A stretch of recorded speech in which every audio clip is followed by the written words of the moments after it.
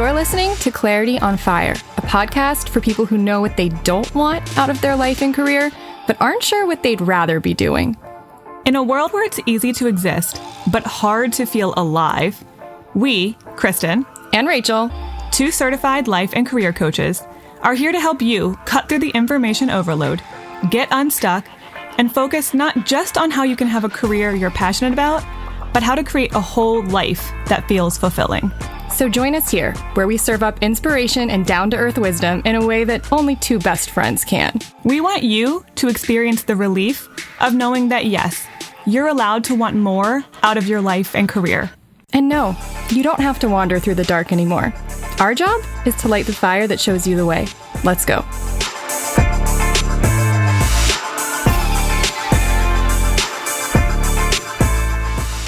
Wow. Hi. Hey. I'm already saying wow because I'm like, this is going to be a long episode, and I'm not convinced it's not going to be two. We're going to see. We're going to try to put it into one, but there's a lot to get into. And we did not even get into whole sections of the book. I mean, I feel as if I'm barely scratching the surface of this book. I'm maybe presenting to you 10 to 15% of what's in this book. And so therefore, I really recommend that you read it. And this is not a replacement for reading the book. This is honestly, it's my sales pitch for why you should read this because I really love this maybe book. A highlight reel. Yeah. But it's like the teaser trailer for the book. It's just a pretty in-depth teaser trailer. Okay, so this book is Good Inside by Dr. Becky Kennedy. And before we even read, because we're going to actually read a pretty significant section of the introduction because I can't say it better than she can, so we're just going to tell you by reading it to you. We're going to do that a number of times. We're going to read some passages from this book. But before we do, I don't want you to not listen to this because you think it's a parenting book and because you don't have kids potentially, or because your kids are like grown and you're thinking, well, there's no point. Every single person needs to hear what is in this episode because every single person is responsible for reparenting themselves, for giving themselves what their parents were unable to provide to them. And so much of this is relevant for how you speak to yourself and how you confront your inner child, which all of us still have, and all of them are still wounded to a degree. Absolutely. Every piece of this. Yes, she is writing this book as if you are parenting a child. And that is her tone in the book. But if you have the self-awareness to recognize, I have a child within myself. I was once a child who had people who parented me. Who didn't do a perfect job because no parents do a perfect job. Then you'll be able to see the inner child within you in a lot of these examples. She'll give examples about kids having a tantrum. It's not like as grown adults, we've stopped having the impulse to have tantrums. I still have them. I act on my impulses to have tantrums. So there's still a part of us that absolutely needs a different kind of parenting style, even as adults. So absolutely do not skip over this episode. We tried to preface that in previous episodes, but if you are just jumping in now and you're like, oh, this is about parenting, I don't know about that. Trust me. You need to hear this. Me. To the point where I'm like, I don't care if you read any other self-help books this year. I need you to read this parenting book. Okay. Like, I don't care if you hate children. You need to read this book. But if you do have kids, you're going to get a double benefit. Oh my God. Because you'll be able to parent yourself and your kids with so much more compassion and effectiveness. It just works better. It works. What do we always say? We like things that work. Mm-hmm. And it just so happens that this book is incredibly emotionally intelligent and kind and compassionate, has good boundaries, and it works because a lot of the crap that people have been, touting as parenting advice actually doesn't work in the long term and creates adults with mental health problems.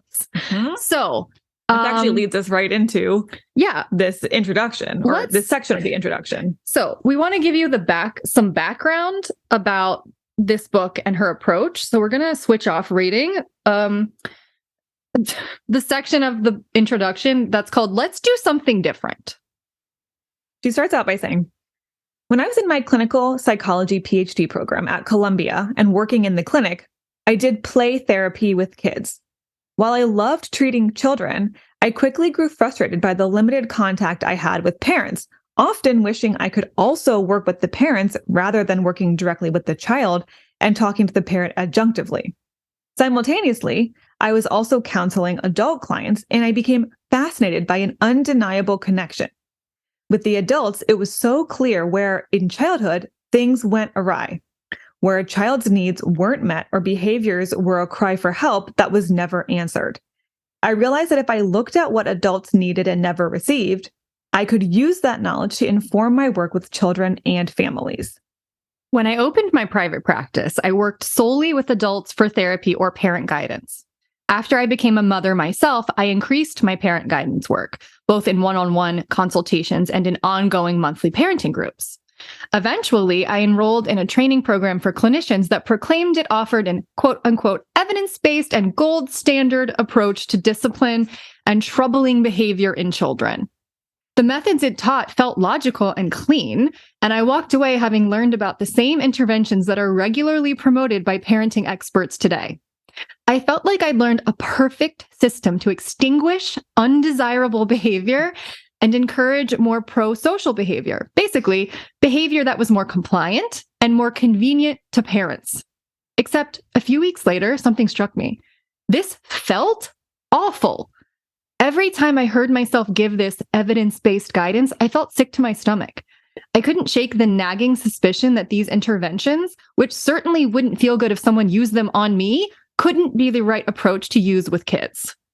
Yes, these systems made logical sense, but they focused on eradicating bad behaviors and enforcing compliance at the expense of the parent-child relationship. Timeouts, for example, were encouraged to change behavior. But what about the fact that they sent kids away at the exact moments that they needed their parents the most? Where was, the humanity? Here's the thing I realized.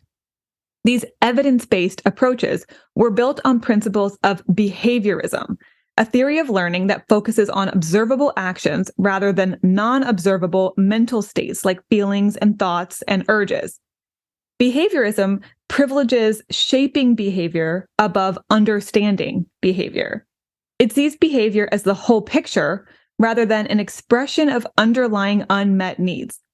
This is why I realized these evidence-based approaches felt so bad to me. They confused the signal, what was really going on for a child, with the noise, the behavior. After all, our goal is not to shape behavior. Our goal is to raise humans. As soon as this realization crept in, I couldn't shake it. I knew there had to be a way of working with families that was effective without sacrificing the connection between parent and child. And so I got to work, taking everything I knew about attachment, mindfulness, and internal family systems, all theoretical approaches that have informed my private practice, and translating these ideas into a method for working with parents that was concrete, accessible, and easy to understand. It turns out, switching our parenting mindset from consequences to connection does not mean having to cede family control to our children. While I resist timeouts, punishments, consequences, and ignoring, there is nothing about my parenting style that's permissive or fragile. My approach promotes firm boundaries, parental authority, and sturdy leadership, all while maintaining positive relationships, trust, and respect. This is such a huge distinction, this modifying or correcting bad behavior. Yes. Versus raising emotionally intelligent, resilient humans, that's what this book is about. So much of parenting advice, and how many of you are going to raise your hands about this is what you received, and this is what your parents received, and this is what your grandparents received, because no one knew any better. All of it was about modifying behavior without any deeper curiosity about what was really going on for us under the surface. Often in order to make the parents' lives easier, not to make your life easier. At the expense of the kids, of helping the kids evolve into stable, healthy, emotionally regulated, confident adults. So if you find yourself somewhat emotionally dysregulated at times, which might mean anxious, depressed, suffering from any number of mental health issues or labels, because Kristen, when I was reading this, I was thinking back to your ADHD episode with Kristen Carter and how she said one of the hallmarks of ADHD is not being able to emotionally regulate yourself very easily. And I was like, oh, well, that probably comes from not having a secure attachment with your parents and not being parented in a way that helped you learn to regulate your emotions, on top of many other things that can contribute to that. But it all gets back. So much of it gets back to how we were parented. And so if you are someone who is struggling with emotional regulation or confidence or insecurity or imposter syndrome or people pleasing, I'm sorry, it's boring to say this, but it doesn't make it less true. It gets back to how you were parented. 100% of the time, it gets back to how you were parented. So you need to understand it so that we can then rewire and learn how to parent ourselves better. Now, given all that, you might get triggered in our rendition of some of the parts of this book, or when you actually go read this book. There might be parts... myself getting kind of annoyed at times. Same. And I'm incredibly emotionally intelligent. I believe in every word she's saying. And even I was like, oh my God, this is like a lot of work. Yes. And, and this is a lot. And you might get triggered too in feeling upset or angry or disappointed if you didn't get parented that way. Or you might find yourself shaming yourself, or if you do have kids, how maybe you haven't always done this. So or how you talk to yourself and how you parent yourself. There's a lot that could trigger you in this first of all, like, oh, do I really have to do all this? Or, oh my gosh, this is not my experience at all. I'm really frustrated. Imagine if I'd had that experience. Yeah. There's a lot that can come up. All of it's a good thing. The fact that you're getting triggered means that something needs and or has the opportunity to change, and you can start rewiring. I think that discomfort is actually a good sign. And she actually talks about that in one of the chapters, how when you're learning and growing and you're helping a kid who's very frustrated with their inability to get something right on like the first time they're doing it, that to reframe that for them as that discomfort and that frustration is a sign that you're growing and you're learning, and it's okay. It's kind of supposed to feel like that. And I think a lot of this book might feel like that to you. Breathe through it. It doesn't mean you shouldn't keep listening or read it. If you're getting triggered because you're feeling regretful about what you did not experience or what you did not do with your own kids or with yourself, there's a whole section about that too. We're not even getting into that today, but she has a whole chapter around it's not too late. It's literally never too late. Never too late to change. Never too late to repair with your children, even if your children have their own children. It's so healing. To repair with yourself, even. Yes. And it's never too late to repair, even when you've maybe you've read the book and you know what you're supposed to do, but you're a human and you're stressed certain days and you snap at your kids or at yourself, which you're gonna do. Respond in a way that you know is not healthy. You don't need to judge yourself in that moment. You're having a human moment.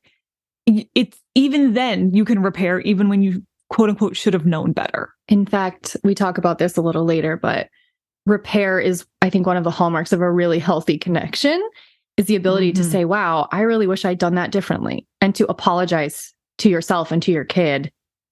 A lot of us never received any apologies from our parents because they thought that to cede any sort of, that would be ceding power to us. When really what it does is develop an emotionally intelligent child who can then take accountability for their actions and make amends to others, which is what you want to model. So it's never too late to make a change or to repair. Okay. So I have come up with, this was so hard, by the way, with like 6 very broad themes that I pulled out of this book while I was reading. And so I kind of bounced around from different chapters and like threw them into these big 6 buckets so that I could at least narrow it down and make some sense for you, and also break it down so that I'm not just throwing ideas at you at random. We're going to try to categorize them a little bit. So let's start with our core concept. The first core concept, which is the name of the book. Name of the book, which I'm saying is, she doesn't say this. Well, actually, maybe she does use the start with the presumption language, but I'm saying start with the presumption that we're all good inside.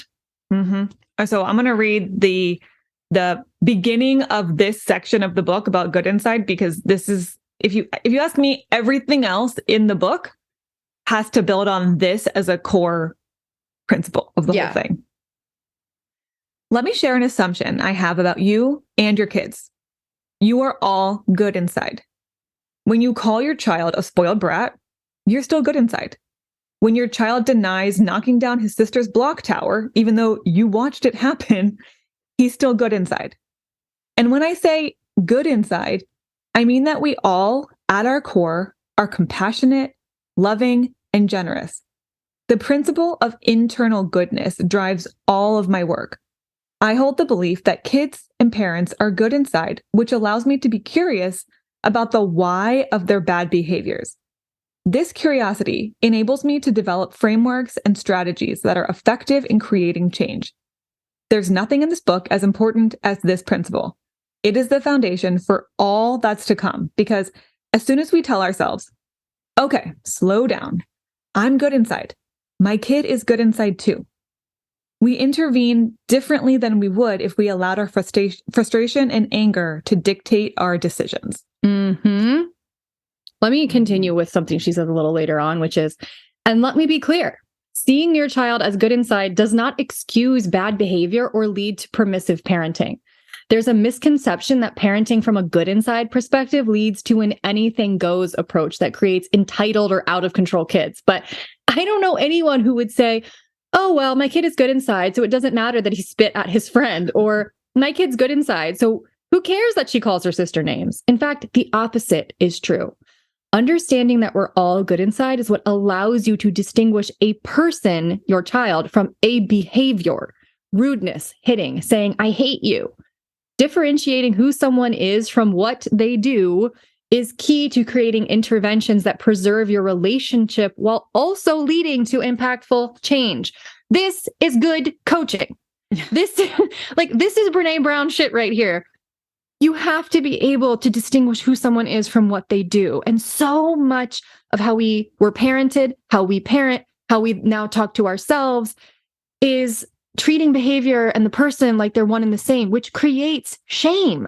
Yes. If you see a bad behavior and you instantly jump to what's wrong with them, or what is something broken, my kid needs to be fixed, then not only do you react in a completely unproductive way, but the other person, way often, like, I can't let my kid be bad. This is scary. I have to fix them. And they sense that. The other person, the kid in particular, but anyone else that you're making that judgment about, they sense it and they start to internalize it. I must be broken if someone thinks I need fixing. In which case, well, if I guess I'm broken, then doesn't matter. I guess I can just act like an asshole all the time. Why even try to fix it? Exactly. Then you've just perpetuated and thrown gasoline on a problem instead of being more curious and saying, wait, this is a good kid who's acting quote unquote badly.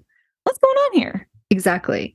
How many of you wish that you had an experience in childhood where your parents had been curious about what was going on in your inner world rather than judged or tried to control your behavior?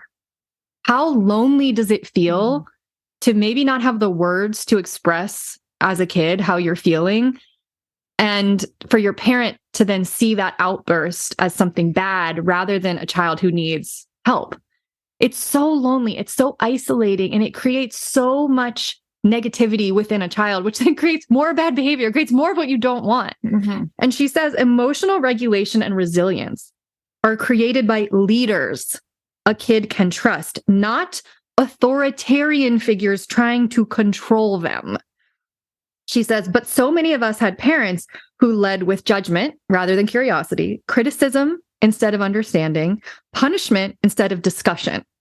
And in the absence of intentional effort to course correct, history repeats itself. Because, okay, Can I pause for a second? Because I have a client who I've been talking to about this book, and I'm like really eager for her to hear this episode. I'm sure she's listening right now. Hello. You know who you are. Actually, you probably don't, because I've told so many clients to read this book. But she'll know who she is now, because she said, I think it's wild that where I live, you have to get a license to have a dog, but you don't need one to have a baby. Isn't that crazy? And I was like, it is. That is crazy, because I actually think people treat their kids like they treat their dogs. Like, you do have to tell your dog, no, bad, stop, because you can't sit down and go, Scarlett, what's going on behind that barking behavior? Like, actually, I think there might be stuff going on in her inner world, but I can't talk to her about it. But I mean, I think dogs have inner worlds. I mean, they don't experience quite the same things we do, but I think they can be acting out from a place of loneliness or a place of their behavior neglect. Is coming from some feeling inside. Right. We just can't talk to them about it. So we do have to sort of exert authoritarian control over our dogs to keep them in line. But we shouldn't be parenting the way that we treat our dogs, because our kids can at some point talk to us. And even before they can talk, we should probably be not treating them like pets. But I do think it's hilarious and kind of scary that you can just straight up have a baby with no education, no training, no preparation, no emotional intelligence. It's terrifying. Mm-hmm. And also, none of us would be here if, like, literally no one would be here if parents had to take a test before they had a kid. No. So it's okay. You know, like, it is what it is. We're all who we are. Sometimes because we had that parenting, it really drove us to better ourselves and to try to break the cycle. But I think that if you haven't had kids yet and you're interested in it, I would say read this book first, just to learn. This is what you like. This is what is going to be required of you if you really want to do the job well and do it right. If you don't just want to clock in and clock out, you really want to, like, give it your all. This is what it's gonna take. But the real embodying of this concept of everyone's good inside is even those parents who did it all wrong and had no idea what they were doing were trying their best. They did the best with what they had. They were good inside, using the resources that they had or the examples that they'd had, which probably weren't great. So even that, it's not an excuse. No, we just have empathy for it. It's not a criticism. It's not they are bad parents. They're good parents with limited resources or limited understanding or education. Good people with maybe poor parenting skills. Mm-hmm.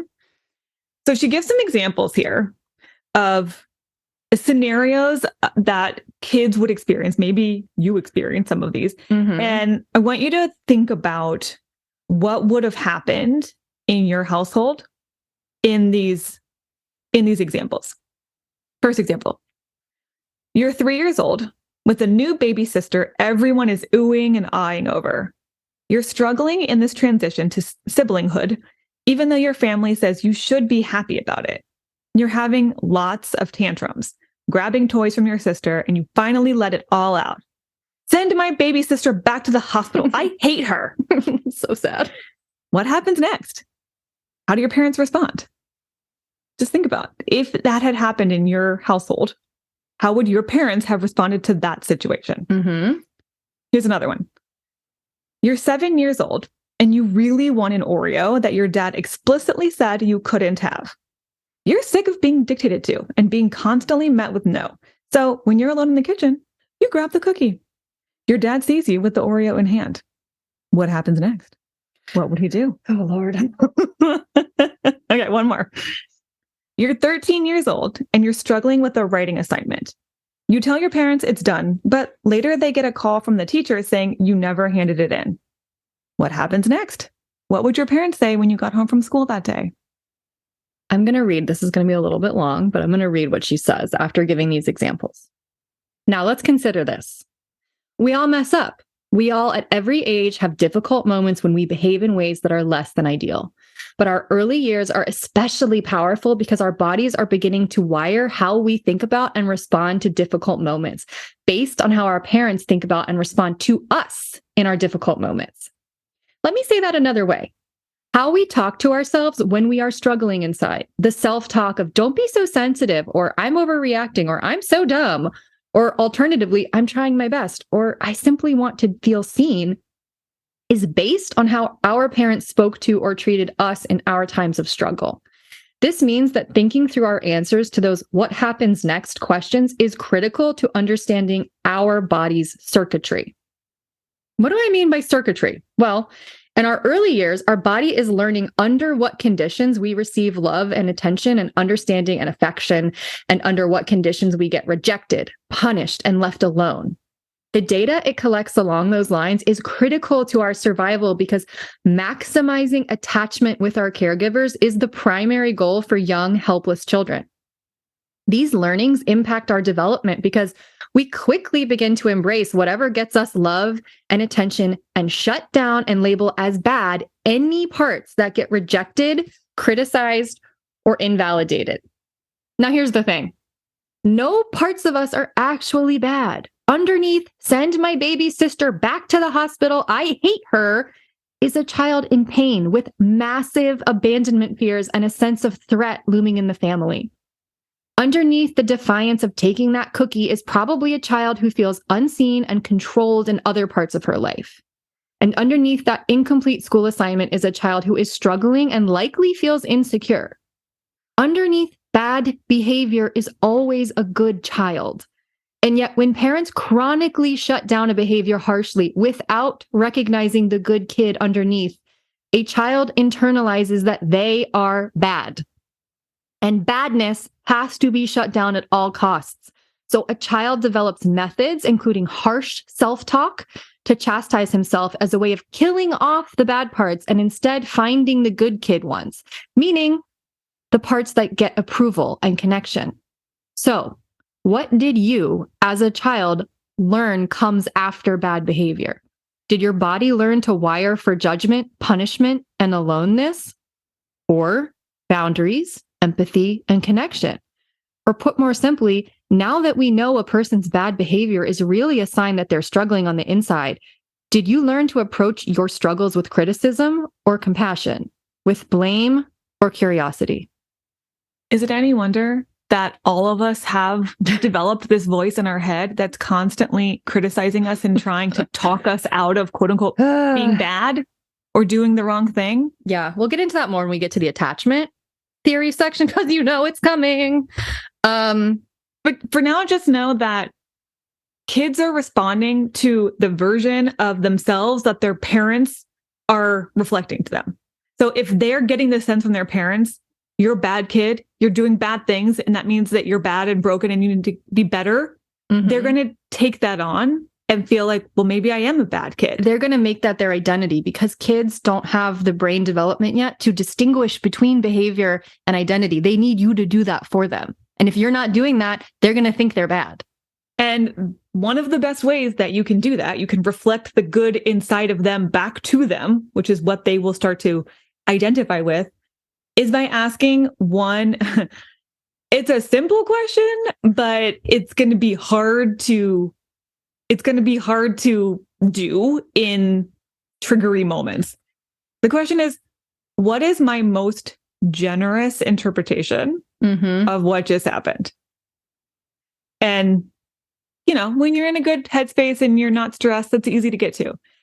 When you are at your wit's end, that's going to be hard to really get to the core of like, okay, let me be as generous as I possibly can here. But that is what is required. Yeah. And there's a section later on in this episode where we'll read some questions you can ask when you're trying to like make the most generous interpretation and when you're trying to get to the root of like what's going on underneath the behavior. Okay, there's an example that we want to read you. Yeah, this is a really good example of a parent and a kid, but I want you to think about it as you could be having this internal dialogue as well. This is a really good example you could slip back on yourself. Let's walk through an example. You're planning to take your older son out to lunch solo for his birthday, and you decide to gently prepare your younger son a few days ahead of time. I wanted to let you know about Saturday's plans, you say. Daddy and I are going to take Nico out to lunch for his birthday. Grandma will come over and stay with you while we're out for an hour or so. Your younger son responds, you and Daddy are going out with Nico without me?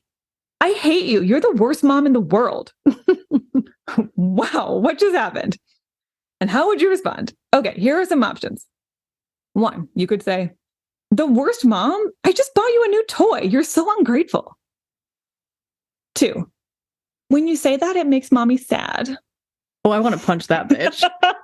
Continue. 3, ignore and just walk away.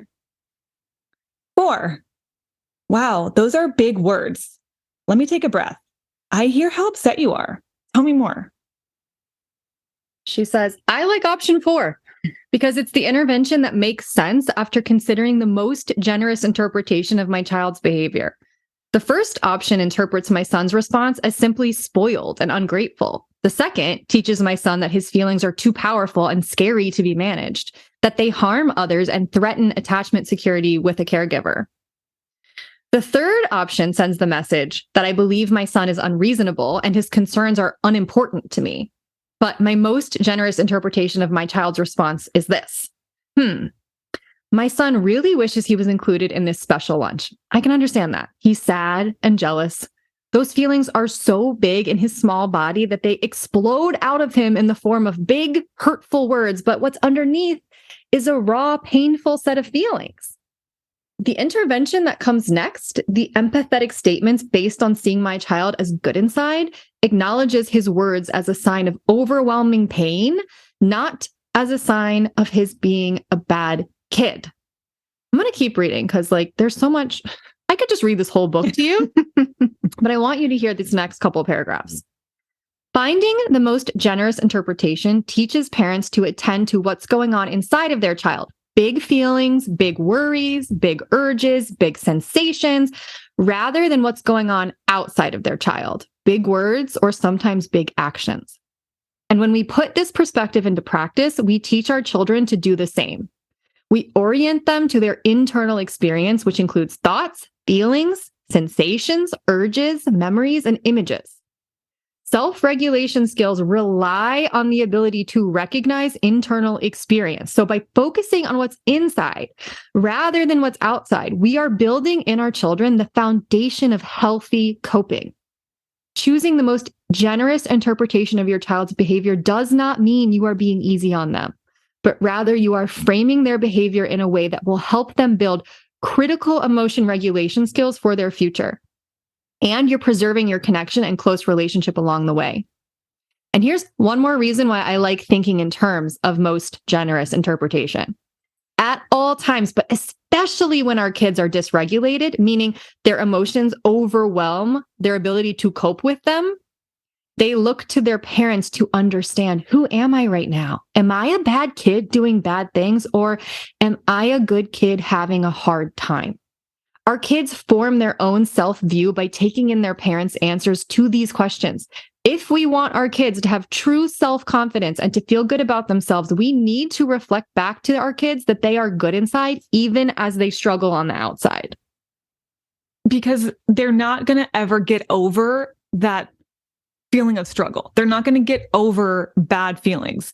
They need to know how to handle them. Is it okay? Is this appropriate? Is this normal? It's okay to feel it. It's just not always okay to act in a certain way, like in a dangerous way or in an unkind way. And you can set, we're going to talk about boundaries later. But I love this mantra. And this is her big mantra. I'm a good parent having a hard time. That, when you're feeling ungenerous, when you're feeling like, oh my God, I yelled at my kid. I wish I hadn't done that. Or when your kid is having a meltdown and they're being like a complete a-hole, which children will be frequently. They're a good kid having a hard time. And you can tell them that you're a good kid having a hard time. You can say this to yourself. I'm a good person having a hard time. Rather than, I can't believe you're jealous of your friend. Can you not be happy for her? Or I can't believe you're so lazy and you're not working on this thing right now. Gosh, can you just get over yourself? No, you're a good person who's having a hard time. If you think I'm a good person who's not acting in a way that I'm super proud of right now, what's going on behind that? Get curious. You're going to have a much better reaction to yourself or to your kid or to any other human if you employ this most generous interpretation. Okay. That was the first concept. I don't know that the rest of my sections are quite so long. Well, that's a foundational one. I mean, it's literally, the book is named after. I had to kind of go into detail on that one. Now, there's one later on that's pretty friggin' long too. But you know what? You should love this because I'm really pulling out the good stuff in this book for you, but I still want you to read it. Okay. Core concept number 2. 2 things are true at all times. Honestly, at least 2, if not more, things are true at all times. So In order to have healthy relationships, we must embrace the concept of multiplicity, the ability to accept multiple realities at once. Being able to hold space for at least two truths, ours and someone else's, at once allows both people in the relationship to feel seen and heard. On the other hand, if you're dead set on only one thing can be true, then your approach to conflict and difficulty is going to be, I need to convince that other person to see the correct thing. To see things my way. The way that I see it, because that's the right way. And when you're convincing somebody else, you only have one goal in mind. I'm right, and I need them to see that I'm right. Which is diametrically opposed to connection. That is opposition. It doesn't lead to healthy connection. Here's what she has to say about that. And here's the unfortunate consequence of being right. The other person feels unseen and unheard, at which point most people become infuriated and combative because it feels as if the other person does not accept your realness or worth. Feeling unseen and unheard makes connection impossible. Understanding two things are true and convincing one thing is true are two diametrically opposed ways of approaching other people. So a powerful first step in any interaction is to notice which mode you're in. When you're in one thing is true mode, you're judgmental of and reactive to someone else's experience because it feels like it's an assault on your own truth. As a result, you'll seek to prove your own point of view, which in turn makes the other person defensive because they need to uphold the realness of their experience. Mm-hmm. In one thing is true mode, exchanges escalate quickly. Each person thinks they're arguing about the content of the conversation, when in fact, they're trying to defend that they are a real, worthy person with a real, truthful experience. By contrast, when we're in two things are true mode, we are curious about and accepting of someone else's experience, and it feels like an opportunity to get to know someone better. We approach others with openness, and so they put down their defenses. Both parties feel seen and heard, and we have an opportunity to deepen connection. Okay. Basically, I can love my kid and crave alone time. I can be a good parent and yell at my kid sometimes. I can be angry that my kid lied and be curious about what felt too scary to tell me. I can regret my behavior and do better in the future. If only one thing is ever allowed to be true, you cut off so much connection with yourself and with others. You cut off compassion too. It's just, you have to be able to hold multiple realities at once and understand that just because someone has a different experience than you doesn't make it wrong. And you can literally say this. I mean, you can have, this is helpful in your own head, first of all, but you can actually say this to your kid or to yourself even. She gives an example. Two things are true, sweetie. First, I've decided that you cannot watch that movie. Second, you're upset and mad at me, like really mad. I hear that. I even understand it. You're allowed to be mad. That's it. Your boundaries, you keep your boundaries, keep firm boundaries, and you validate their feelings. Both can be true. You can't do this and you're going to be mad about it. That's okay. Yeah, that's fine. Anger's allowed. Nothing's wrong here. This is okay. We're having two different experiences and that's okay. We still have boundaries. We still have to act in certain ways, but you can feel however you want. Right. And I think the way a lot of us experienced parenting was if we had a feeling about something our parents said no to, then the feeling was also wrong. Mm-hmm. And it was like, no, we got told, don't feel that way. You should feel grateful that you can watch that show at all. Right. You should feel grateful that we have a TV. Well, right now I don't feel grateful. Right now I feel mad. Right. And again, if people did this to you, you would be infuriated. So the fact that we're turning around and doing it to kids, like we think that kids don't feel the same way that we would feel. They feel it more and bigger. Right. They're human too. Okay. Concept number 2 is that boundaries are incredibly freeing. All right. Concept number 3. We're on to the third one. Did I say 2? Mm-hmm. Oh, I meant 3. All right. Moving right along. Well, kind of. Not even halfway through. So keep buckled in. All right. All right. If safety is our primary destination, boundaries are the pathway we use to get there. Boundaries, when created with intention, serve to protect and contain. We set boundaries out of love for our children because we want to protect them when they're unable to make good decisions for themselves. We don't let our toddlers walk too far from us on the sidewalk because we know they might not be able to resist the urge to dart toward the street. We don't let our young kids watch horror movies because we know they could spark fears our kids can't yet handle. Our children need us to set firm, that doesn't have to mean scary, boundaries, because they need to know that we can keep them safe when they are developmentally incapable of doing so themselves. She also says there's nothing as scary to a child as noticing when parents fail at their job of keeping kids safe, both physically and psychologically, because in those moments, the child receives the message that when they're out of control, no one is there to help. I think that's such a good point. And she says, listen, your kid's not going to thank you for stepping in and keeping them safe. Sure. But that's what they are looking for on like a deeper biological level almost, because it's what allows them to actually build the emotion regulation skills they need to grow into a healthy adult. So much of, I think, what she talks about in this book is like, your kids can't yet do this because developmentally they're not there. So it's your job to regulate for them. It's your job to think for them. It's your job to set boundaries for them. And then because ideally you have a healthy person who's doing that for you, you learn how to do it for yourself. So many of us had parents who were not emotionally regulated, so they couldn't teach us how to emotionally regulate. They didn't know how to set boundaries because no one had set boundaries for them. This is why the cycle is difficult to break. But anyone who reads this book is a cycle breaker. She says that at the beginning. Okay. So kids need us to set boundaries for them, or your inner child might need you to set boundaries because they're not able to do so for themselves. And she says, why are they unable? Well, to put it simply, children are more able to experience strong feelings than they are to regulate those feelings. And the gap between experiencing strong feelings and regulating those feelings comes out as dysregulated behavior. Think hitting, kicking, screaming, tantrumy type behavior.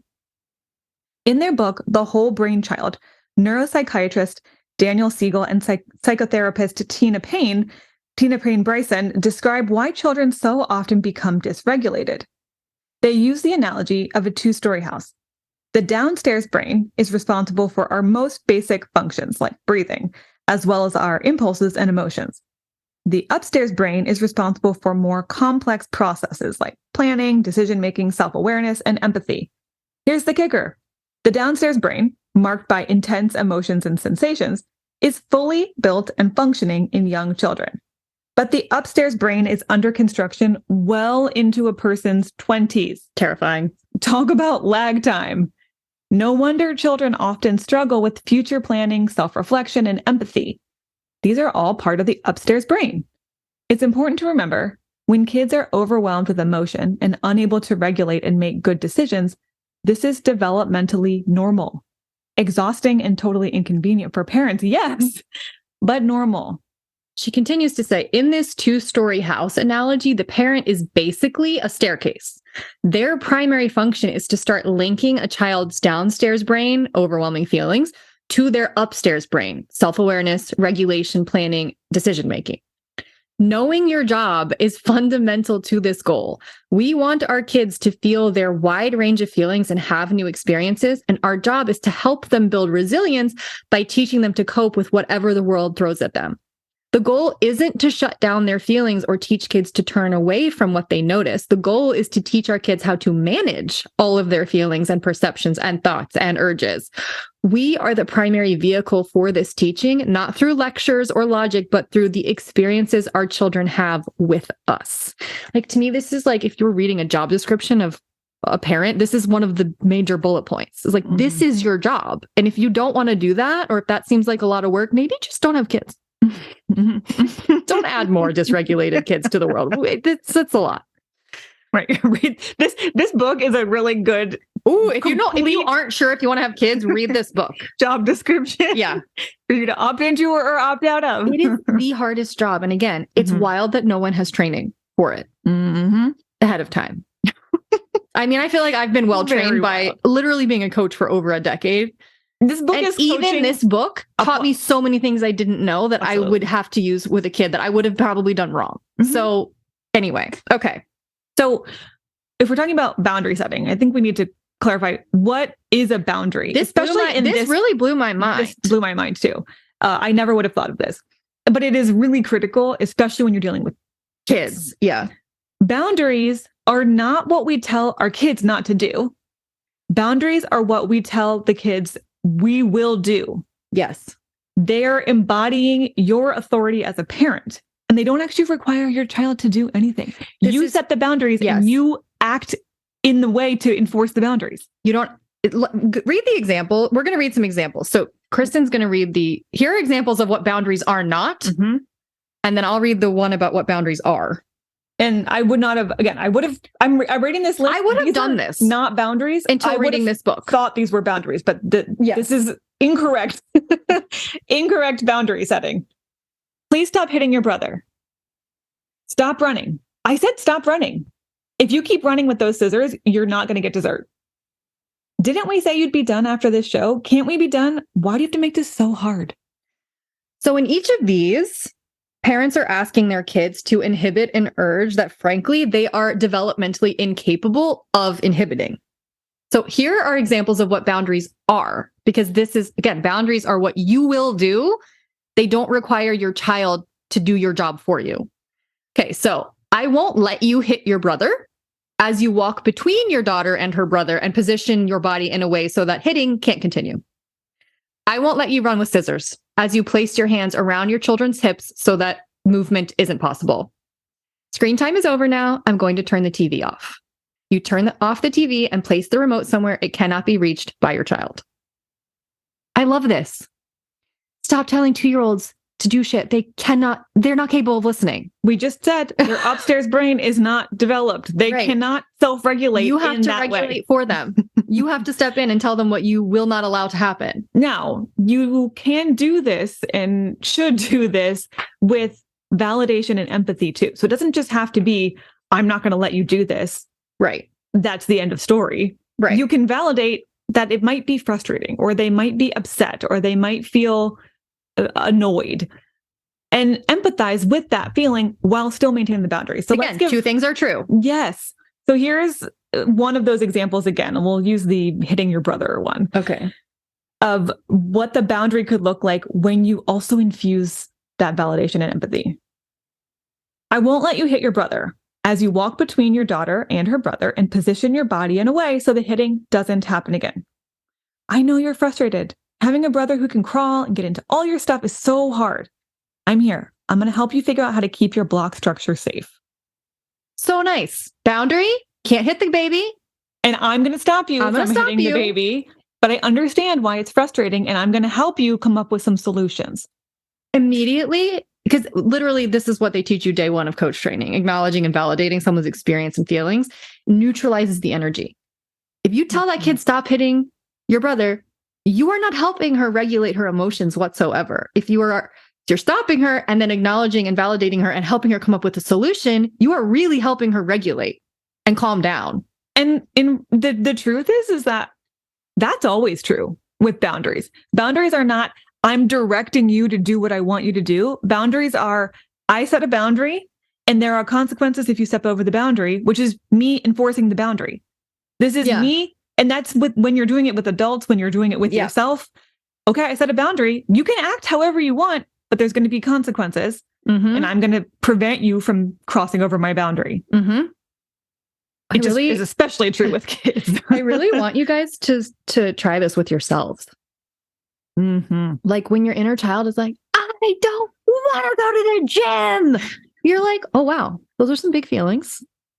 Okay, tell me more. Like, get curious about that. But it's like, or maybe it's like, I want to eat ice cream for dinner for the next 3 nights. Okay. Wow. All right. I can see that you're having some feelings about that. Are you stressed? Yeah. Maybe you're craving some sugar because you're stressed. I'm not going to let you eat ice cream for the next 3 nights. That's not a possibility. We can come up with something that would still taste good and be a little healthier. And you're going to be grateful tomorrow when you're not feeling gross and sick. A lot of the stuff that we call our bad habits are letting our inner child run the show. And That's why a lot of us feel out of control, I think, is because our inner child is running wild and they don't have any boundaries. So don't mistake, just because you grew up doesn't mean your inner child doesn't still need boundaries in order to calm down and feel safe and feel taken care of. And you can do that for yourself. Okay. Core concept number 4. Guess what? It's everything gets back to attachment theory, because it does. You've heard us say it once. You'll hear us say it again. And this is true even when you're dealing with really, really young kids who might not be forming actual memories. It doesn't matter. Their bodies are still reacting in a way that is developing their attachment style, even before they can communicate, even before they're forming memories. Their body is creating patterns of attachment or disattachment.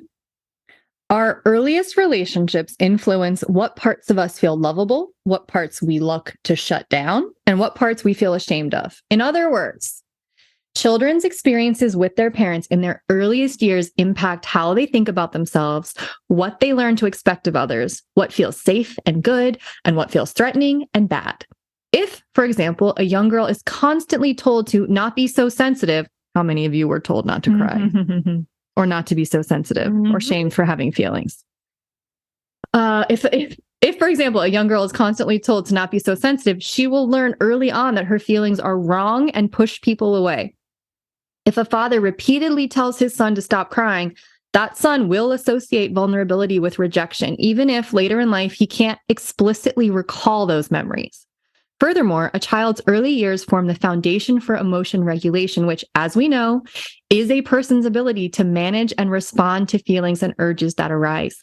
Early childhood experiences dictate what feelings are manageable and permissible versus which are too much or wrong. The reason I'm so passionate about parenting is not because I'm looking to create more feel-good moments between parents and kids, though that's nice too, but because these early years form the foundation for adulthood. Feeling satisfied with oneself, tolerant of failure, firm in boundaries, capable of self-advocacy, and connected with others, all of these important adult dynamics come from our early wiring. The first years of life set the stage for the next 100. Can I pause for a second and review something that just stood out to me? This list: feeling satisfied with yourself, tolerant of failure, firm in boundaries, capable of advocating for yourself, connected with others. These are the reasons people go to therapy. These are the reasons people end up in coaching. This is what they're struggling to do. And they're so deeply rooted in this attachment theory. And a lot of us have no idea that this is the connection. So if this is your first hearing about this, welcome. There's a whole book about this. Read this book. There's a whole book about attachment theory. But I just want you to understand, this is why you might struggle with that. And whether this is a new concept to you or one that you're familiar with, just a kind of a reminder of what this whole attachment theory is and what it's rooted in. Children who figure out how to keep an attachment figure nearby, especially a parent, are more likely to receive comfort and protection. So obviously that's like a survival thing. When you've got a biologically wired into us, you will do whatever you need to do to keep a parent or somebody around who can take care of you for survival's sake. Yeah. So here's how these develop. Children create different types of attachment based on their early experiences with caregivers. The type of attachment that is formed impacts that child's internal working model. The thoughts, memories, beliefs, expectations, emotions, and behaviors that influence how they interact with themselves and others, and what types of relationships they seek out in later years. Internal working models are based on what a child learns through personal interactions about their caregiver's responsiveness, availability, consistency, repair, and reactivity. Children filter out interactions with them based on a handful of questions. Am I lovable and good and desirable to be around? Will I be seen and heard? What can I expect of others when I'm upset? What can I expect of others when I'm overwhelmed? What can I expect of others when we disagree? They take the answers to these questions and make generalizations about who they are allowed to be and how the world works. We may think we're asking our kids to end screen time or saying no to a later bedtime, but children don't take in these specifics. They take in whether it's safe in any given relationship to have the desires and feelings that lead to difficult moments. Yup. We have some examples. We're going to switch off reading that I think will really help you internalize what this is and what it looks like. Okay. So example 1, the behavior. A child is crying when his parent drops him off at school. Let's say first parent response, stop being such a baby. Okay, here's your attachment lesson. When I feel vulnerable, I am ridiculed and unseen. Keep my vulnerability out of those close relationships. It's not safe there. Parent response number 2. It's hard to say goodbye today. I get that. Some days are like that. I know you're safe here at school, and we both know that Papa always comes back. I'll see you at pickup. Attachment lesson 2. I can expect others to take my feelings seriously. When I feel vulnerable and upset, I get validation and support. Vulnerability is safe within close relationships. Mm-hmm. Here's another example. A common behavior. A child is tantruming about wanting ice cream for breakfast. The first parent response. I won't talk to you while you have a fit. Go to your room and come out when you're being reasonable. The attachment lesson. When I want something, I push people away. I become bad. I'm left abandoned and alone. People only want to be around me when I'm easy and compliant. Okay, here's alternate parent response number 2. I know, sweetie, you wish you could have ice cream for breakfast. That's not an option right now. Well, you're allowed to be upset about it. Attachment lesson. I'm allowed to want things for myself. Wanting things for myself is allowed in close relationships. Some of y'all are like, wait, really? That's the conclusions that are being drawn in a developing brain when we talk about ice cream. That's why this not about the ice cream. That's why this job is hard, and it should be for people who are qualified to do it. Okay, last example. The behavior. A child is hesitant to join a birthday party, clinging to his mom. Parent response number 1. You know everyone here. Come on, there's nothing to be worried about. Attachment lesson 1. I can't trust my feelings because they're ridiculous and overblown. Other people know better than I do how I should feel. Parent response number 2. Something about this feels tricky. I believe you. Take your time. You'll know when you're ready. Attachment lesson 2. I can trust my feelings. I'm allowed to feel cautious. I know what I'm feeling, and I can expect other people to respect and support me. Okay, so what do? How do we help these kids have better attachments or healthier attachments, or help ourselves maybe rewire our attachment style so that is healthier? How do we create secure attachments with our children now in order to promote their secure attachments with others later on? Generally speaking, relationships with parents that include responsiveness, warmth, predictability, and repair when things feel bad set up a child to have a secure base. A child who sees a parent as his secure base feels a sense of safety in the world, a sense of someone will be there for me and comfort me if things go wrong. As such, he feels capable of exploring, trying new things, taking risks, suffering failures, and being vulnerable. There's a deep and critical paradox here. The more we can rely on a parent, the more curious and explorative we can be. The more we trust in our secure relationship with our parent, the more secure we are with ourselves. Said another way, dependence and independence are not necessarily opposites, but rather each force allows for the other. Two things are true. The more children feel they can depend on a parent, the more independent they can be. Our confidence that someone will understand us, not judge us, and support us, comfort us when things go wrong, this is what allows kids to develop into adults who are assertive, confident, and brave. So much of this book just gets back to like what we think develops toughness actually develops weakness. And so much of what we think develops weakness, like vulnerability and like acknowledging feelings, actually results in like really confident, strong, emotionally in tune kids and people in adulthood. We're going to get into in a later core concept, resilience. So what she's saying here is having a parent who is there, who is responsive, who is steady, reliable, a good leader, that creates secure attachment. Now that is different from doing everything for your kid. Totally. In fact, I think being a good leader means allowing kids to mess up and allowing them to have difficult challenges and not intervening too much. Again, regulating for them when they can't for themselves, but allowing them to learn so that they are capable when they get to adulthood. You're there. They trust that you're there. Yeah. You're gonna catch them if they fall, but you're not gonna do it all for them. That's how you create independent, confident, grown humans. Okay. Core concept number 5. Behavior is a window. It's a huge one. Now, we've already talked about this a number of times, but it's such an important point that it bears diving into on a more granular level. And she starts out with this example, which I think is a lot of the examples we've been talking about is kids' reactions.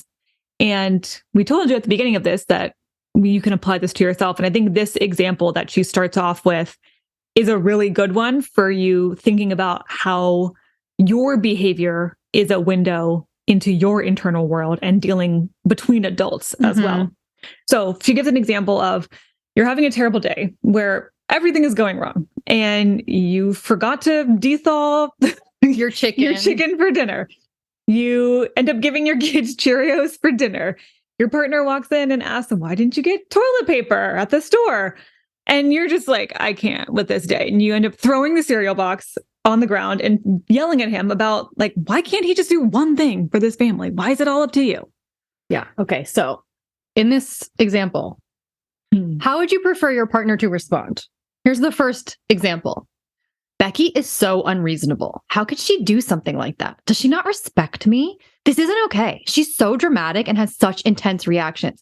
I can't let Becky think that this is appropriate behavior. I'm going to tell her, Becky, it's not okay to throw a cereal box. You know better. How disrespectful. You can't watch TV for the next 3 nights. Your partner's feelings are angry, distant, indignant, and judgmental. Or how about this reaction? Wow, Becky had a big reaction there. I didn't like it. I wonder what is going on for her in that moment. It's not okay to throw a cereal box, but she probably knows that. So something powerful must have been happening for her. She's a good person, so she must be really struggling. I've struggled before too, and in those moments, I was not at my best. I'll go to her and say, hey, that was a lot. Yet you must have had something big happen for you because I know you don't like reacting that way. Let's talk about it. I care more about what was going on for you than I do about the specific reaction.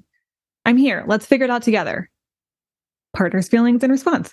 Curious, empathetic, a bit hesitant, connected. Yeah. Here's the point. I mean, obviously we'd all prefer that because everyone would be preferred. It would be preferable to be given and granted generosity. Like, give me the benefit of the doubt. And the only way we'd be able to show up like more grounded and less reactive in the future is if the other person embraced curiosity about what was happening underneath our behavior. Like when we focus too much on judging and changing a specific behavior, we get in the way of that behavior actually changing because we miss the core struggle that motivated the behavior in the first place. Again, you can do this with other people when they're having big reactions. You can be like, wow, that was a big reaction. They must have something going on. I wonder what happened earlier in the day for them, or I wonder what level of stress they were already at. You can do it with yourself. You might have that reaction where you throw a cereal box, even if nobody's around. And afterwards, you're like, wow, that was kind of silly. I don't know why I did that. Well, let's get curious. Like maybe you had a really particularly rough day. Give yourself a little bit of generosity here. Get curious instead of judgmental. And it doesn't mean that we're saying throwing the cereal box is okay. Obviously, you already know it's not okay. You don't need someone coming up and being like, that wasn't okay. Like, you need someone to be generous and kind to you. Now, if someone screams at you, like if you, I don't know, trigger your dad who has literally never worked on any of his own internal issues and can't regulate himself and he behaves really negatively toward you, two things can be true. You can respond like that internally, like, wow, this isn't about me. Like, he's going through something. And you can also set boundaries and be like, it's not okay. I'm not going to allow you. I won't let you speak to me like that. And something big must be happening for you to have had that kind of reaction toward me. Like, you can... Two things can be true. And we can set boundaries. Like, we can pull all of the things from this book into how we would respond. But immediately responding with judgment and anger and defensiveness and indignation is just not going to help. It's not going to build connection. It's going to pile on shame on top of what the person's already feeling. So she says, let's move now from ourselves to our kids. For years, most parents have been fed a model of parenting that's very behavior first. Sticker charts, rewards, praise, ignoring, timeouts. These are all behavior modification methods that focus on the question, how do we change behavior? And listen, I'm a pragmatist, so I know we want to change behavior sometimes. I want that with my own kids, but it's all about the how of our approach. When we focus on what's under the surface, when we give children what they need to be less combustible inside, their behavior will appear less explosive on the outside. By understanding what motivates behavior, we can help kids build resilience and regulate emotions, which will inevitably lead to behavioral changes. There will be some lag time, of course, but when the change takes hold, it will be in a way that is lasting, meaningful, and generalizes to a wide range of situations. At the end of the day, the most critical thing is that you're prioritizing relationship building over having control of behavior. Yeah. That's why rewards and punishments work. For some kids, when they're little, yeah, you can scare a kid or reward a kid into falling in line, into modifying their behavior. Yeah, they work if what we mean by work is that they shut down behavior that the parent doesn't want. Yeah. Or that they can't tolerate because it really triggers them when their kid reacts like that and they can't handle it. But first of all, it doesn't last as the kid gets older. And it's not teaching them the healthy adult mature behaviors in the long run. Yeah. So it doesn't actually work for longer than a short period of time. She tells this story, which Kristen's going to read a little snippet from, but she tells a story about parents who come in about their out of control teenager who has always been difficult to manage his whole life and who they spent a lifetime punishing and controlling. And what she said just really resonated with me. She said, as I listened to their story, something struck me. These parents missed out on 16 years of building a relationship with their child. When they first came to my office, there was simply nothing there. When we approach our kids with charts and reinforcement and stickers and timeouts, we essentially tell them that their behavioral compliance is what matters most. We display an indifference to their distress and their personhood, an interest in which is critical to forming human relationships. And our kids can feel that. Now, 16 years later, this couple's son was essentially saying, I don't care about your sticker charts and your punishments. I'm bigger now, and you can't throw me in a timeout. I'm no longer scared of you, and you have no leverage because there is nothing connecting us. When our kids get older and bigger, methods of behavioral control stop working. Children simply aren't motivated anymore by our rewards, and they're too physically big for us to enforce punishments and consequences. When we sacrifice relationship building in favor of control tactics, our children may age, but in many ways, they developmentally remain toddlers because they miss out on years of building the emotion regulation, coping skills, intrinsic motivation, and inhibition of desires that are necessary for life success. When we're busy exerting extrinsic control over our children's external behaviors, we sacrifice teaching these critical internal skills. Yep. It's like, oh, now they won't listen to me because we have no connection. They don't know who I really am. And I'm mad about that. And I don't feel seen. And I've literally just been treated like a project my whole life to manage and to fix. Yeah, so you might get a few moments of quiet when they're young, but think about what you're sacrificing in the long run. You're sacrificing their emotional maturity and you're sacrificing your adult relationship with them down the line. It's really heartbreaking to think about it that way. And it's really motivating to learn how to do this when you're young. The human spirit by nature resists being controlled. And it wants connection. So we're actually doing parenting the opposite of what really works for the human spirit. Yes. No wonder it feels so bad. To paraphrase my maybe favorite like mic drop quote that she said in this chapter that we're talking about, if your child changes their behavior, but their internal fears and feelings remain the same, you haven't helped your kid, you've helped yourself. Mm-hmm. Oh, that's a burn, and it's a sick one. And it's so good. Yeah. Focusing too much on changing behavior causes us to lose touch with our own humanity too. It means that we can raise a child who we ultimately have no real connection to, who feels like the things that make them, their feelings and their fears and their needs don't matter as long as they're behaving compliantly. Mm-hmm. Yep. It's heartbreaking all the way around. It is. It's a good question. It's like a really tough love kind of question for yourself as a parent, is like, am I trying to help them, or am I trying to help myself with how I'm parenting them right now? Mm-hmm. Yeah, am I parenting them to be the healthiest adult version of themselves, or am I parenting them so that my life will be easier in the short term?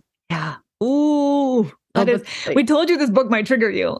But it should, because that should trigger you. Mm-hmm. And it should motivate you to adapt and change.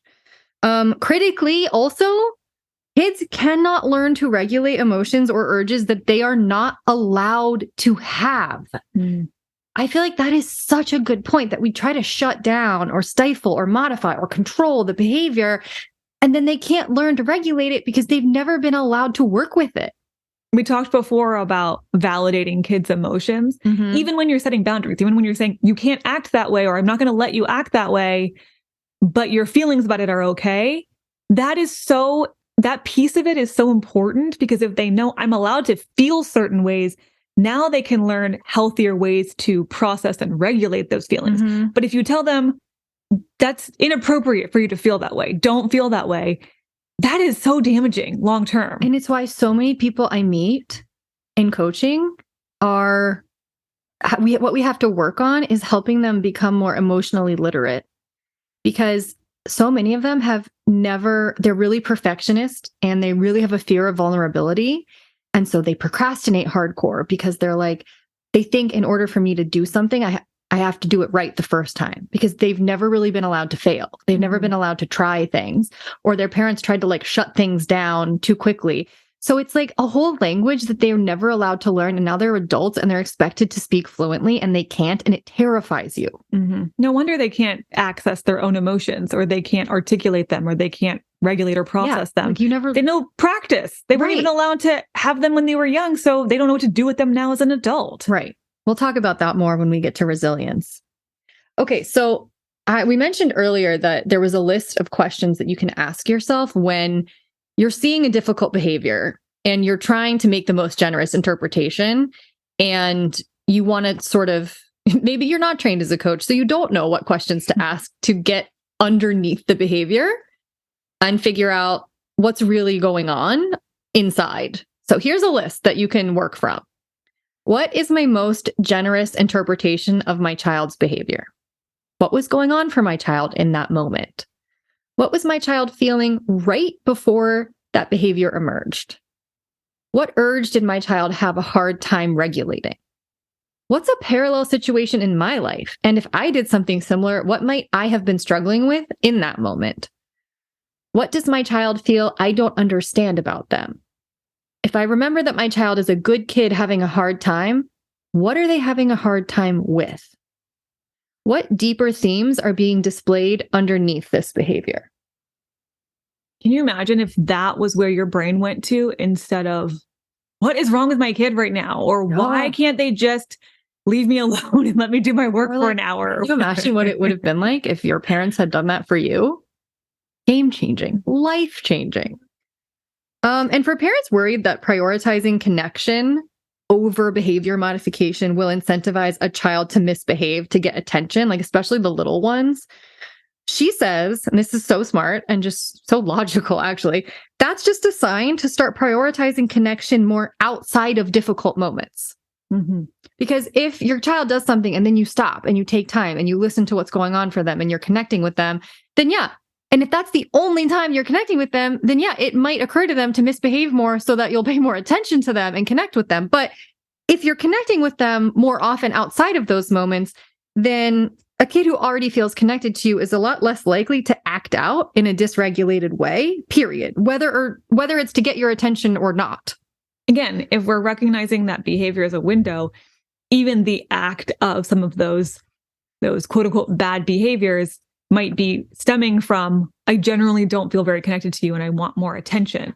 So if they're getting more attention, that might proactively stop some of those behaviors in advance. So she's not at all about letting kids just do whatever they want. Not at all. I mean, she's very much about like, you have to learn what are acceptable behaviors, but we're going to do it in a way where we honor your humanity and we teach you how to be a well emotionally regulated adult. So this is not about being completely lenient. It's not about leniency at all. It's about prioritizing their humanity above their behavior, which is what we want people to do for us as a reminder. Mm-hmm.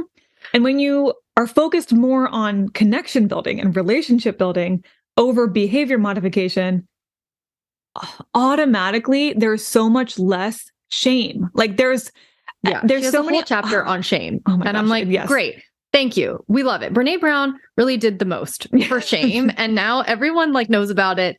And now we're all talking about it. And now we're talking about it in the context of parenting. And it's so important to reduce shame. Mm-hmm. And the essence of shame is essentially, I can't be me right now. I can't be feeling this way or else I'm not going to get my needs met. Yeah. And when a kid feels that way, they're going to feel ashamed of how they feel or ashamed of who they are.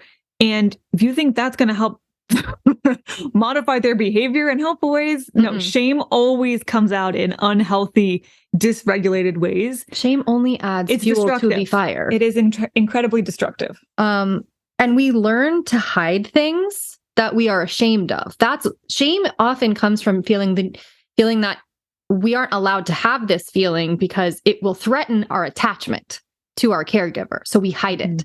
She gives this example of a little girl who stole her baby sister's favorite stuffed animal to talk about shame in kids. Okay, here's what she says. Refusal to apologize is a classic example of shame. It presents as cold and unempathetic when, in fact, in these moments, a child is overwhelmed with badness and freezes up. She cannot apologize because to do so, she'd have to see herself as the person who just did something awful. And she'd have to face the unwanted feeling of being unlovable to others. No one would want to love or take care of a kid who is so awful. Mm-hmm. She cannot confront the fear of abandonment that would inevitably come up if she did apologize. So instead, she freezes to avoid further distress. Yes, this is all happening in a simple refusal to say sorry. Shame may also appear as indifference, numbness, or ignoring a parent. Whenever your child seems stuck, consider that she might be in a moment of shame. And when you see that shame pop up, when you detect it, the key is to take pause. When a child is overwhelmed with shame, we must be willing to put our original goal to elicit an apology, to inspire gratitude, to prompt an honest answer to the side and instead focus solely on reducing the shame. Here's an intervention that she says doesn't help to reduce shame. Ira, you have to say sorry. It's a simple word. You're making the situation worse. How could you care so little about your sister? Come on. Here, Ira is put in the bad kid role and she spirals further into her badness and further into her frozen shame state. Here's an intervention that's aimed at shame detection and reduction. It's hard to find your I'm sorry voice. I have times like that too. I'll use it for you before you find it again. Then you, the parent, go to your other child and say, I'm sorry I took your lovey. I know that was upsetting. Is there anything I can do to make it better? And then, and this is key, no darting eyes, no lecture, no see, that was easy. Just trust, yes, trust that this sank in and move on. Maybe later in the day, when you see that shame is no longer present, you'll notice because your child is back to her playful, normal self, you can say something like, apologizing is hard. It's even hard for me, and I'm an adult. Or you can use stuffed animals to act out a situation that didn't feel good to one of the animals and model a struggle around apologizing. Then pause, see what your daughter says. But note that none of this reflection or learning or growth is possible when shame is present. We have to be willing to pause our agenda, to pause what feels fair in the moment when a child is overwhelmed with shame. We have to shift from a goal of correcting behavior to a goal of helping our child feel good inside, showing our child her lovability and worth, affirming our connection. This helps the kid unstick. You cannot bypass this step. Our bodies simply won't allow it. I want you guys to do this for yourself. Like, how often are you maybe in a shame spiral and then you're still trying to focus on the goal? Like, you should just get over this. You shouldn't feel like this. You need to keep going. You need to finish that thing. Can you pause, set the agenda aside, insert humanity and understanding and empathy? And when you do that and the shame can reduce, then you can go back to the original goal or the tough conversation.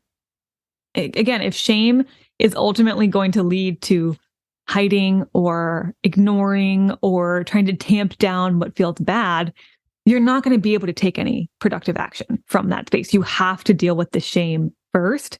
And the only way that you can really alleviate that is with a lot of empathy and with, going back to what we talked about earlier, giving the most generous interpretation to yourself. Yeah. How many people were probably triggered by the parent doing the apologizing for the kid? But I love how she said, you got to trust that modeling is going to sink in. And that they're sponges. Modeling does work for them. Really, and like, you're not going to end up with a 16-year-old who needs you to apologize for them, because if they had that when they were 3 and you did that for them then, they will learn to apologize by the time they're 6 and 10 and 16. Again, you have to trust that they are good inside and they just need a little bit of modeling and guidance on how to express that. Okay. Core concept number 6. We got to the end, even though this is also a long section. We've been talking about this for months now. Yeah. And we're just going to really drive it home here. And she doesn't say this word for word, but I am gleaning this because it's so damn obvious, but it's worth saying. Emotional maturity is both the way and the reward. It's how you do it. And it's also the reward you get out of doing it from your kids becoming more emotionally mature. So research, I love this. Research suggests that kids benefit the most when their parents receive coaching or therapy, more so than if the child receives it without the parents also experiencing it. So this is critical. Children's behavior, and therefore their ability to emotionally regulate, develops in direct correlation to a parent's emotional maturity. It is more important that you be emotionally mature than anything else. Which this makes sense. You are the one who they are interacting with the most. You are the one who is modeling healthy adult behaviors. You're the one they're looking to for what's appropriate, what's allowed, what's going to help me feel connected and feel safe. And so a therapist can't do that for a kid in an hour every other week. Yeah. You being fully emotionally mature, or as much as possible, while being a human who's going to be imperfect. Yeah. That is so impactful for the kid. You are such a model for them and for your internal kid. And think about it. Like, I think the reason a lot of this book might be triggering is because if there's things that you haven't worked on, a lot of this is going to feel overwhelming. A lot of this is going to feel like this takes a lot of time. It takes way more time to intervene and like acknowledge and validate than it does to just shut a kid's feelings down. And if you are not emotionally mature, if you are not able to regulate, then you're not going to be able to or want to take the time to do it properly. And then we're just repeating the generational trauma.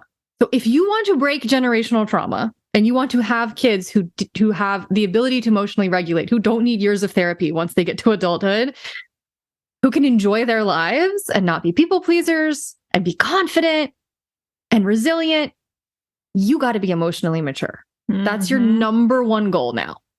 And I know that lack of emotional maturity, probably the examples that come to mind the most are when you snap at a kid or you yell or you lose your temper. That is not the only way that lack of emotional maturity shows up, though. Another huge one that might not be as obvious is avoidance, avoiding the hard thing in the first place. And what ends up happening is when you as a parent avoid hard situations or avoid those critical moments, then what happens in your body and the little person's body is they translate that as, this is dangerous. We must avoid, because it's like the fight or flight. Avoiding means we can't go there. This is too dangerous. Yeah. Literally, avoidance triggers our internal alarm system at any age. And it signals that something must be scary if it's worth hiding from. So it teaches kids to be afraid of their own feelings and other difficult situations. So if they're having big feelings and you avoid them, what they learn is those feelings are too scary. I can't have them. They're not okay. But I do have them. Mm-hmm. So now what do? I have to shut them down. Mm-hmm. I have to literally amputate large aspects of who I am, because clearly that's really scary and it's clearly threatening my attachment to my caregiver.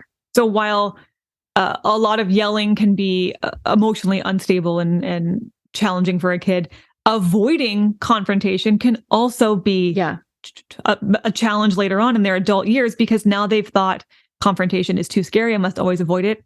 Hello, people-pleasing behaviors. Mm-hmm. Okay. Another huge aspect of emotional maturity is repair. She has lots to say in this book about repair. And by that, she means obviously apologizing and rebuilding a connection after something has, after you yell at a kid or after you handle something in a way that you really wish you had handled it better. Repair rewires the memory and can remove the trauma and negative association of an event, which I love. This is so hopeful, right? Being able to hold that two things are true mentality within you is so helpful for repairing, because now you're not as focused on it being right or wrong. Yeah, you're not like, well, if I say sorry to my kid, then my kid won't respect me. It's so the opposite. Again, we're prioritizing relationship building over control or being right or wrong. Someone who can acknowledge that how they reacted to me was not right or not healthy means I can trust them. Mm-hmm. And I can give them grace. Actually, this happened with one of my friends. Her kid was just having a complete meltdown the other day, and she absolutely lost it and just yelled at him and was like, and said something to him that she really regretted. And later on, she was like, I would love to have a talk with you about what happened earlier. And he's like, okay. And so they went outside and they sat down, and he said, Daddy told me about your childhood. And he said that my grandma used to be kind of mean to you sometimes and yell at you sometimes. And she was like, yeah, she did. And so sometimes when things like this happen, it reminds me of that. And sometimes my body has big feelings and it comes out as yelling, and I'm sorry. And he's like, that's okay. But you just did the same thing to me that grandma did to you. Oh, she was like, I felt like dying in that moment. But that's such a powerful, like, bond building, trust building moment. And he's 8. Like, that's a very formative experience that he feels safe enough to say, that wasn't cool. And do you realize that you just did to me what was done to you? I could never have said that. And how powerful for her to say, you're right, and I'm sorry. Right? Like what you picked up on was valid. Yes. It was not it was not right. I'm not proud of that, and I'm sorry. And I'm human too. So she says, say you're sorry. Yeah, this is her script. But like, if you want to know how to repair, this is kind of her like very basic list of things to do. Say you're sorry. Share your reflections with your child, restating your memory of what happened so your kid knows it wasn't all in his head. And then say what you wish you had done differently and what you plan to do differently now and in the future. So like, for example, mommy was having big feelings that came out in a yelling voice. Those were my feelings, and it's my job to work on managing them better. It's never your fault when I yell, and it's not your job to figure out how I can stay calmer. I love you. So it's so critical. I mean, can you not insinuate that your child is the reason that you yelled at them? Right? Like, and that it's not their responsibility to change the situation. Yeah. You're saying, I'm the parent. That's my job. and I'm sorry, and this is how I'm going to try to handle that in the future. That's accountability. That's ownership. It's not real repair or real emotional maturity if you're like, well, you made me react like that with your bad behavior. No, that's very emotionally immature. I also just want to throw in there that there's no amount of time that's like too long for something to have gone by. She gave an example of a grandma who read this book and went back and had this conversation with her grown daughter who had her own kids. And they had this really powerful connecting, bonding moment over the mom saying, I'm so sorry about how I handled certain things decades ago. Yeah. Yeah. It's never too late.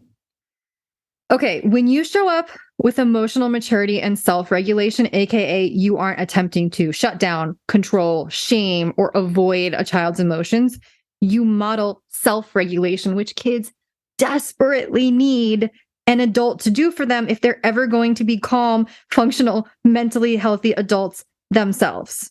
And so this is another, what we're about to talk about is another really, really, really big aspect of parenting in an emotionally mature way. Yeah. So this means not trying to talk your kids out of their fear or their big feelings, which a lot of well-meaning parents do.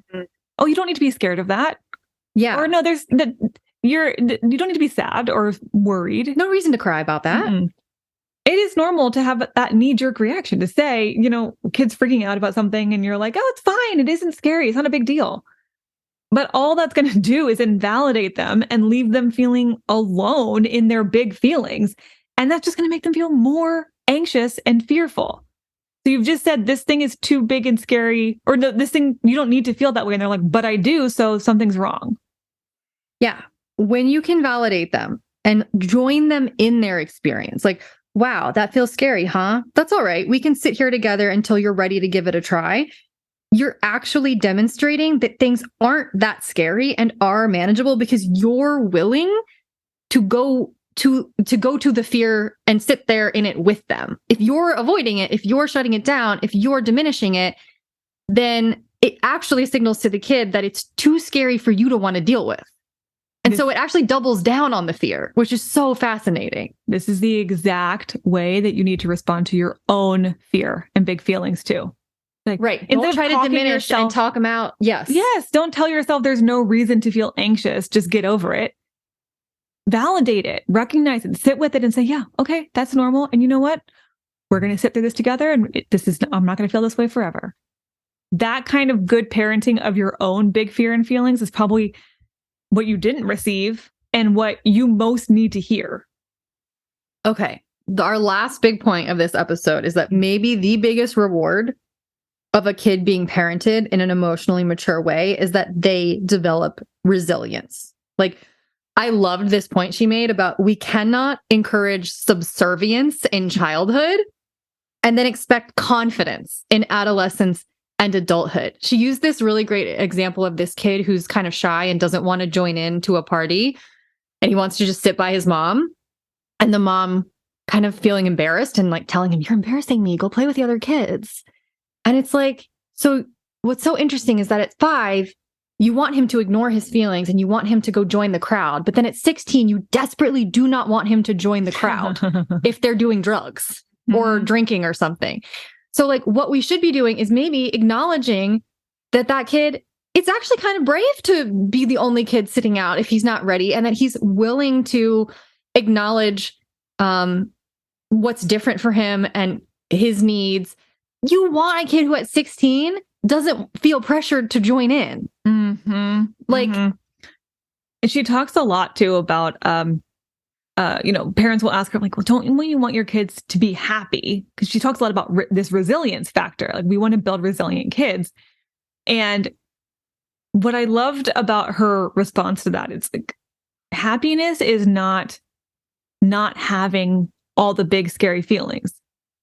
The wider the range of feelings that you can regulate, frustration or disappointment or envy or sadness, then you have more space to cultivate happiness. Happiness is not an absence of difficult emotion. It's often being able to respond well to those difficult emotions and move on healthily and quickly from them and bounce back. Trusting yourself to be able to handle the biggest things that life might throw you.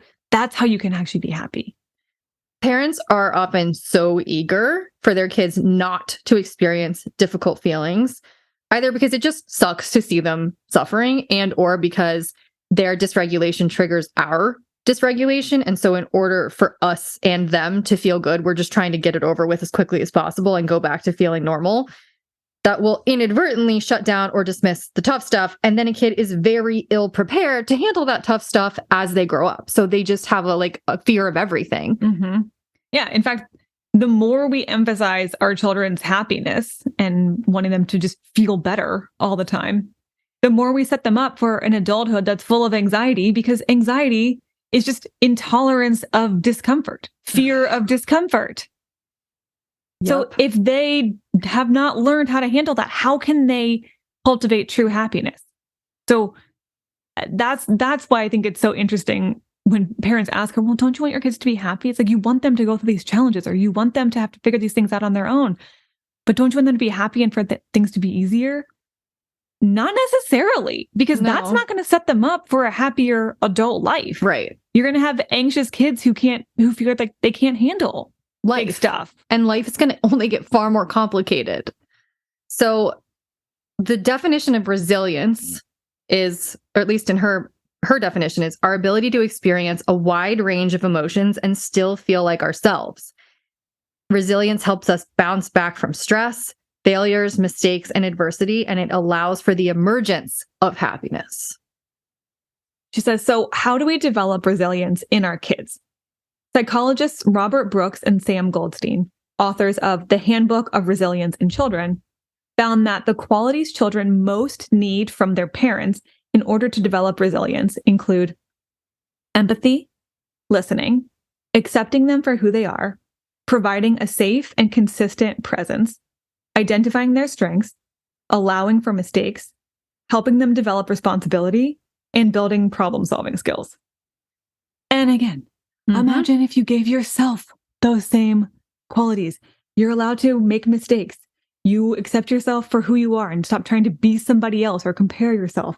You provide a safe place for, like, no matter what happens, I'm going to be there for myself. I'm going to figure it out. I'm like, that is how you cultivate resilience in little humans, and it's how you cultivate resilience in your adult self. Wow, that's it. We made it to the end of the of our notes. Not even, there's so much more in this book. If this was eye-opening for you, which again, there's not a lot of coachy type books, because a lot of this is coaching skills. Mm-hmm. Not a lot of coachy type books that introduce whole new concepts for me. Usually it's like, oh, okay, I'm familiar with that. That's a new way of talking about that philosophy. This one, though, I was like, never would have thought of that. I mean, some of it, of course, is validating of a lot of coaching skills, but some of it feel obvious. It's like, I wouldn't have known to say it like that.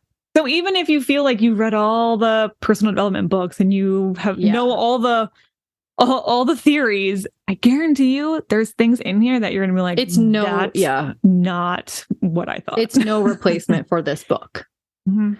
I also would highly recommend, if you're on Instagram, you follow Dr. Becky, because she has so many good, like, little reels and posts that she puts out with very, very practical advice.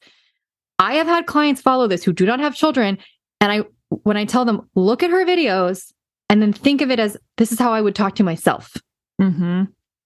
It's so helpful. So she's at Dr. Becky, BECKY @ Good Inside. All one, like, no underscores or anything, just at Dr. Becky @ Good Inside.